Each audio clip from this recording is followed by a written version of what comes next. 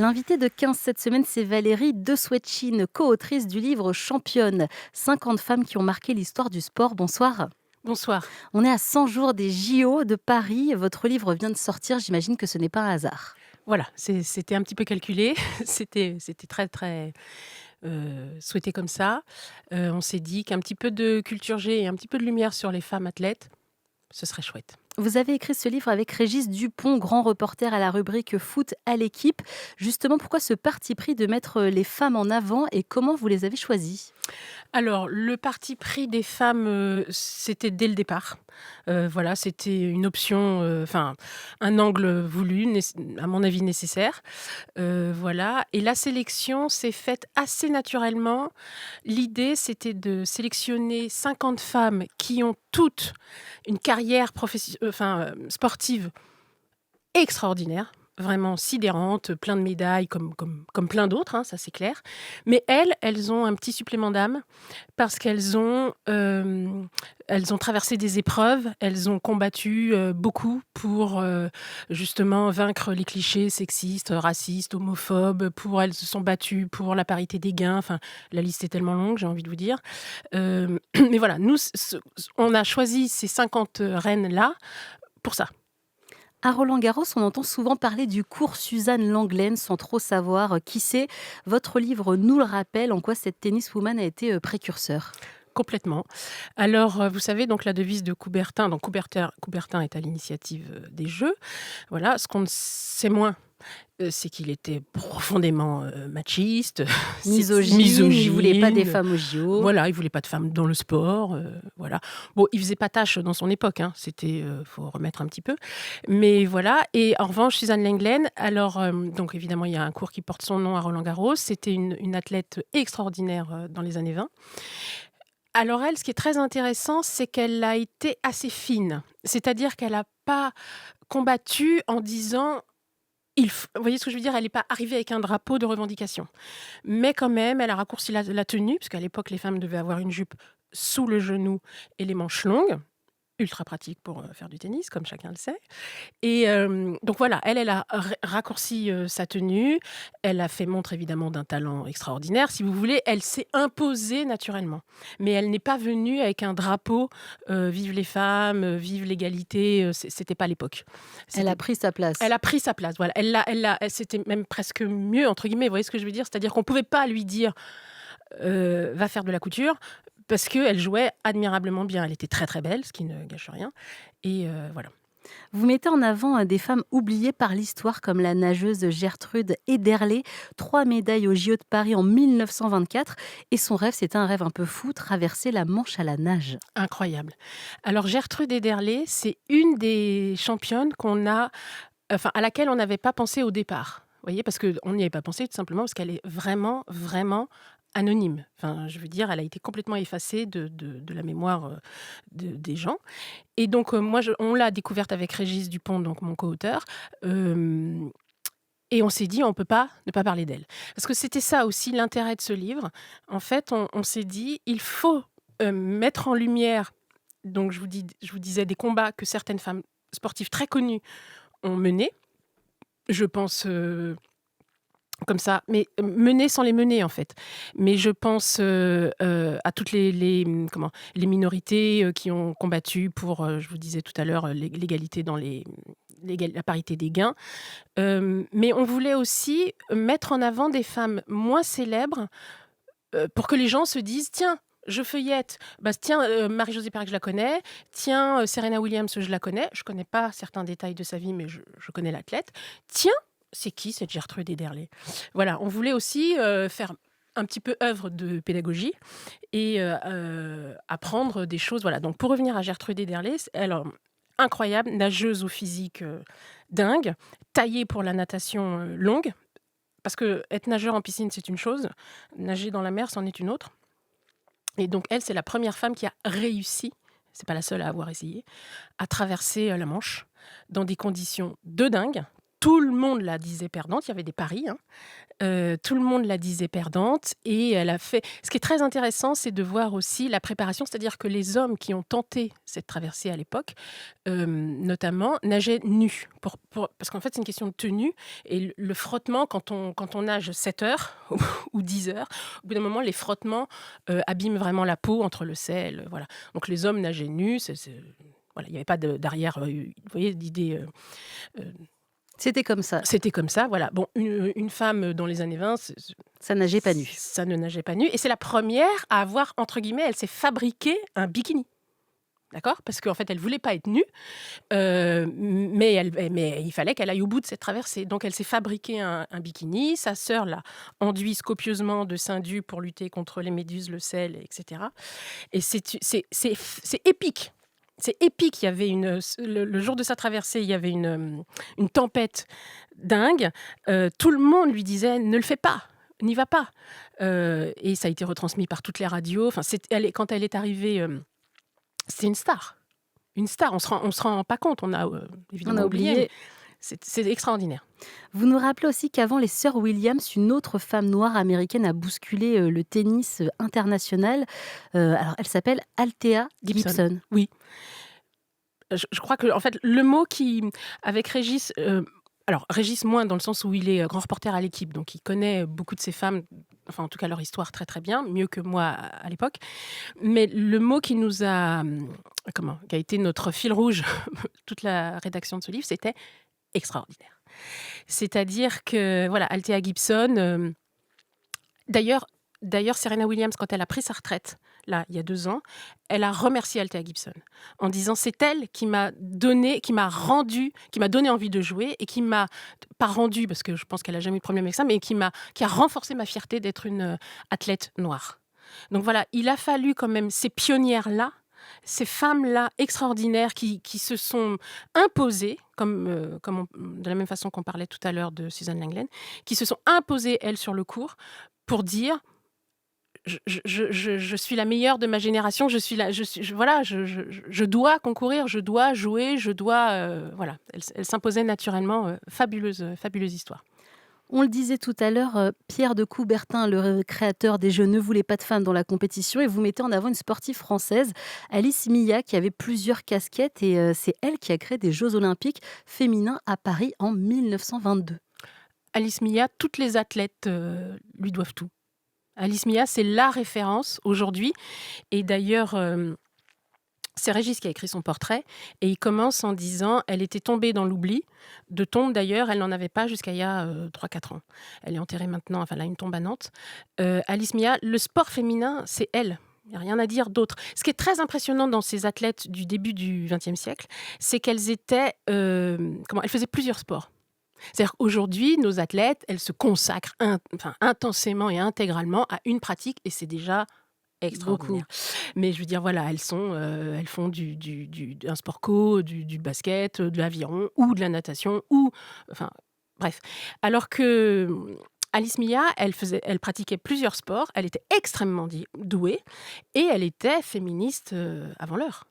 Donc voilà, c'est elle qui a, effectivement, qui s'est battue pour créer des jeux pour les femmes. Alors les premiers jeux, il y avait, un très faible taux de femmes par rapport, voilà, par rapport aux hommes, mais c'est elle qui s'est battue et qui a fait évoluer les mentalités. C'est ça l'intérêt de notre livre. C'est pas seulement de montrer, des parcours de femmes, aussi extraordinaires soient-ils, c'est aussi de montrer qu'elles ont ouvert la voie, elles ont fait société, en fait.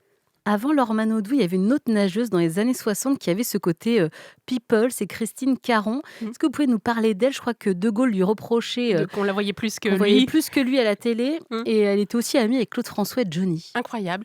Bah, c'était, la star, enfin, c'était la comment on pourrait dire? Elle était très jolie mais néanmoins, très douée, hein, on peut être les 2. Et c'était un peu le début de la pipolisation Voilà, des c'est ça, parce qu'elle sportives. était très jolie, elle avait des posters, voilà, c'était une moi la natation, c'est, à mon avis, un sport à part.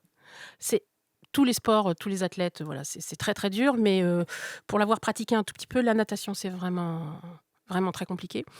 Et Kiki Caron était très, très forte et effectivement, elle a côtoyé, Johnny a préfacé, sa biographie, elle était, copine avec, Claude François. Voilà, comme vous disiez, De Gaulle, lui a reproché qu'on la voyait plus que lui à la télé. Elle était people quoi, elle était connue, elle était célèbre, elle était intelligente. D'ailleurs, elle le dit dans ses mémoires, elle dit: «J'étais pas trop tartignole donc voilà, les gens se sont intéressés à moi». Donc voilà, elle était formidable, vraiment formidable. Vous mentionnez la nouvelle génération avec Simone Biles, mais vous nous présentez aussi la Simone Biles des années 70, celle qui m'a donné envie de faire de la gym, la gymnaste roumaine Nadia Comaneci. Elle a une sacrée histoire avec les Jeux Olympiques. Voilà, alors elle a déréglé les compteurs. C'est-à-dire qu'elle est arrivée aux Jeux de Montréal, cette toute petite, nénette, l'air de rien. Bon, attention, hein, on parle, de la Roumanie, donc c'est des filles qui n'étaient pas là par hasard, hein. Elles étaient, calibrées, prêtes pour, pour ces Jeux. Mais néanmoins, bon voilà, elle a fait sa compétition et puis quand elle est sortie, vous savez, à la gym, il y a un groupe les jurés donnent une note et en ressortant, elle a découvert la note et sa note, elle a cru, comme presque tout le monde, qu'elle avait 1. 1/10. 1/10. Elle s'est dit: «Bon, bah, je sais pas, j'ai loupé cette compétition». Parce qu'en fait, à l'époque, comment? Les panneaux n'étaient pas programmés pour afficher la note parfaite, 10 10/10. sur 10. Et et et tout le monde, enfin, je veux dire, elle a moi, j'étais née, je ne m'en souviens pas parce que j'étais quand même trop petite, mais Nadia Comaneci, c'est une fée, une princesse, une reine, une incroyable, une ado, hein. On parle d'une jeune fille de 14 ans. Donc une petite ado qui a déréglé les compteurs, qui était une immense championne, une immense athlète, mais c'était l'époque de Ceausescu. C'est pour ça, en fait, ces femmes-là, c'est pour ça que je dis qu'elles font société, parce que le sport, c'est quand même une petite allégorie de notre géopolitique, quelque part. Et donc, son pays, c'était à l'époque un régime totalitaire dirigé par Ceausescu. C'était voilà, ces pays-là contre les Russes. Hein, c'était voilà, il fallait les combattre. C'était pas rien. D'ailleurs, maintenant, elle a la double nationalité aux États-Unis. Elle ne donne plus aucune interview. Elle fait très attention, je pense. En tout cas, elle a dû faire Oui, très elle s'est attention. exilée aux Elle s'est États-Unis. exilée aux États-Unis parce qu'elle n'a pas voulu s'opposer frontalement au régime de Ceausescu. Voilà, c'est pas rien, hein. Il y a plein d'athlètes qui ont dû fuir leur pays pour continuer à vivre. On découvre dans votre livre des femmes que l'on ne connaît pas, mais il y a aussi des stars comme Marie-Josée Pérec, dont il est quand même important de rappeler l'histoire. Incroyable. Alors Marie-Josée Pérec, moi, donc il y a une anecdote que je ne connaissais pas. Elle, quand elle était toute jeune, enfin à 14 ans, elle mesurait déjà 1,75 m. Et donc un jour, elle est au collège, je crois qu'elle est en 4e ou en 3e, et elle va avec sa prof de PS, elle n'était pas en club, hein, elle va avec sa prof de PS suivre un cours d'athlétisme et la prof allume son chrono et leur dit à tous, sur un 100 mètres, c'est un 60 mètres même je crois, «Allez-y, courez, je mesure, je prends le chrono» et Marie-Jo fait, je crois 8 secondes et la prof lui dit: «Mon chrono a pas dû marcher, c'est pas possible, donc recommence». Elle recommence et elle refait le même temps hallucinant et donc sa prof lui dit: «Viens la cocotte, heu, il faut que enfin voilà, tu as de l'or dans les jambes, voilà». Donc la Guadeloupe, autant vous dire que Marie-Josée Pérec en Guadeloupe, en France métropolitaine évidemment, mais en Guadeloupe en particulier, c'est une immense star, heureusement. Elle a été élue, la star du siècle, l'athlète du siècle, je veux dire, et c'est bien mérité. C'est une femme formidable, une athlète extraordinaire, qui révèle aussi, et je trouve ça très bien, ce que c'est que d'être une athlète. C'est-à-dire qu'on peut flancher des fois, on peut, voilà, notamment aux Jeux de Sydney, on peut, douter. C'est pas rien d'être une athlète, hein, je veux dire de vouer sa vie au sport de très, très haut niveau comme elles le font. Donc extraordinaire. J'adore Marie-Josée Pérec.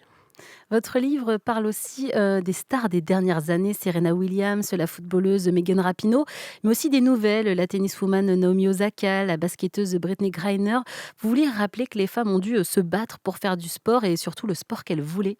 Exactement.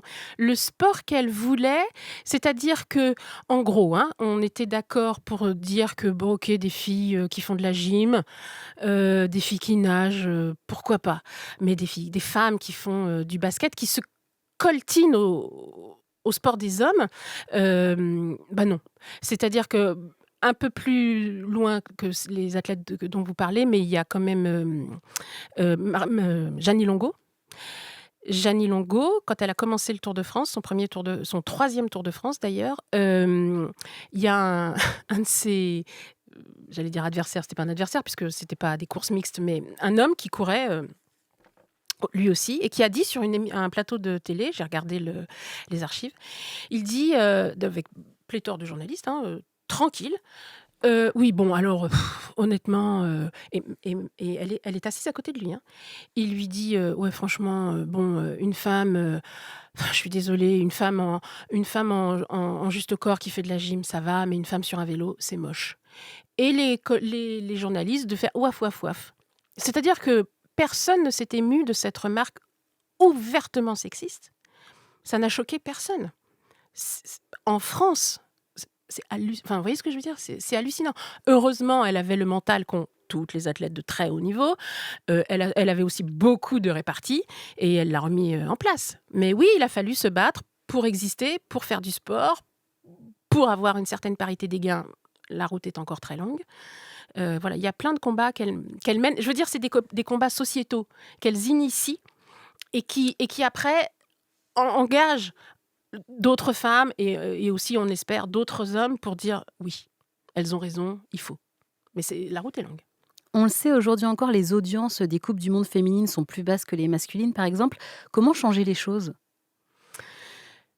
Je sais pas, il faut faire évoluer les mentalités, il faut admettre qu'on est différent. Voilà, une femme n'est pas un homme, ça, jusque-là, j'ai rien inventé.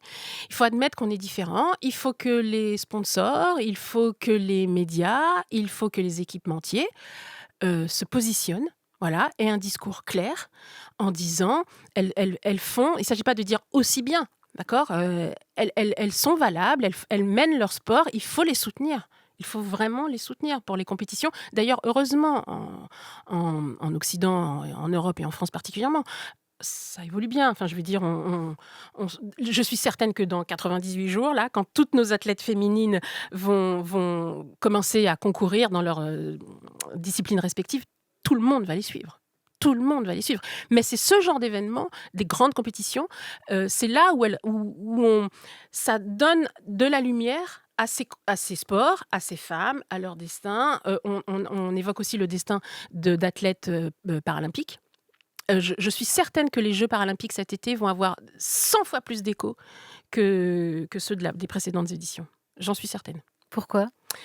Parce que les mentalités évoluent, parce qu'on moi, enfin voilà, j'ai fait le portrait de Solène Piret, qui est une athlète qui fait de l'escalade, qui est fabuleuse, mais vraiment qui est fabuleuse. Toutes ces reines, là, moi, je rêve de les rencontrer, de les serrer contre mon cœur et de leur dire: «Montrez-nous, quoi, montrez-leur». En fait, c'est ce que je dis parfois à mes étudiants quand, faites-les taire. Faites-les taire, tous les grincheux. C'est à vous de jouer, quoi. Toutes les télés du monde, les radios, les journalistes vont être braqués sur vous. Montrez-leur. On a toujours du mal à citer des athlètes femmes par rapport à des athlètes hommes. Vous pensez que ce livre peut permettre de mettre, des noms dans l'oreille des gens? J'espère. C'est un de nos désirs, vraiment très profonds. C'est-à-dire, c'est pas caché, hein. Si on a mis que des femmes, en lumière, c'est aussi pour ça. Oui, j'espère que les gens diront: «OK, Jeannie Longo, OK, Megan Rapinoe, OK, toutes», mais que voilà, certaines femmes, notamment, en fait, je pense notamment à la joueuse de tennis, américaine Simone Biles, qui a mis en avant les problèmes de santé mentale, voilà. C'est-à-dire que c'est des femmes comme les autres. Vous voulez dire la gymnaste Simone Biles et Naomi Osaka, la tenniswoman? Oui, oui, Il y a non, eu les je veux 2. dire la gymnaste Simone Ouais. Biles, Mmh. pardon. Je veux dire, oui, pardon, vous avez raison. Non, je veux dire, ces femmes-là sont des femmes comme les autres, avec, un tempérament de feu, une expertise, sportive extraordinaire. Mais elles ont une vie privée, elles ont de la pression à vaincre, elles ont, des enjeux financiers, elles ont, voilà, elles s'impliquent et j'espère qu'effectivement, on va en découvrir plein pendant les Jeux. Ça, c'est quand même, extraordinaire et oui, j'espère que les gens se souviendront d'elles. Nous, en fait, on a voulu remettre en lumière des femmes officiellement oubliées, vraiment anonymes, voilà, injustement anonymes. Et puis ce que j'aimerais, c'est qu'on écrive, le tome 2, le tome 3, le tome 4, hein. Même si ça progresse dans les médias, il arrive encore que des journaux fassent une sur un homme alors qu'une femme vient de gagner une compétition. Est-ce que le sexisme est encore trop ancré dans les rédactions? Ah bah, oui, clairement. Je pense notamment au jeu précédent de Clarisse Abguenenou quand elle avait gagné au moins autant de médailles que Teddy Riner, où je crois qu'elle avait fait une interview en disant: «Pourquoi, enfin Teddy Riner, il est invité partout, il est célébré sur toutes les radios, dans tout partout et clairement Clarisse Abguenenou beaucoup moins». Voilà. Donc c'est à nous, enfin en l'occurrence à vous, médias, journalistes, voilà, de mettre un petit côté projecteur. Il ne s'agit pas de le faire par parité, vous voyez ce que je veux dire? Parce que bon, pour les quotas, il s'agit de mettre en lumière ces femmes extraordinaires. Pas contre les hommes. Elles ne demandent même pas ça en plus, hein, vous voyez? Pas contre eux, mais au moins autant qu'eux. Merci beaucoup Valérie de Swatchine d'être passée dans 15. Je rappelle que vous êtes co-autrice de ce très beau livre Championne, 50 femmes qui ont marqué l'histoire du sport. À bientôt. Merci beaucoup, merci.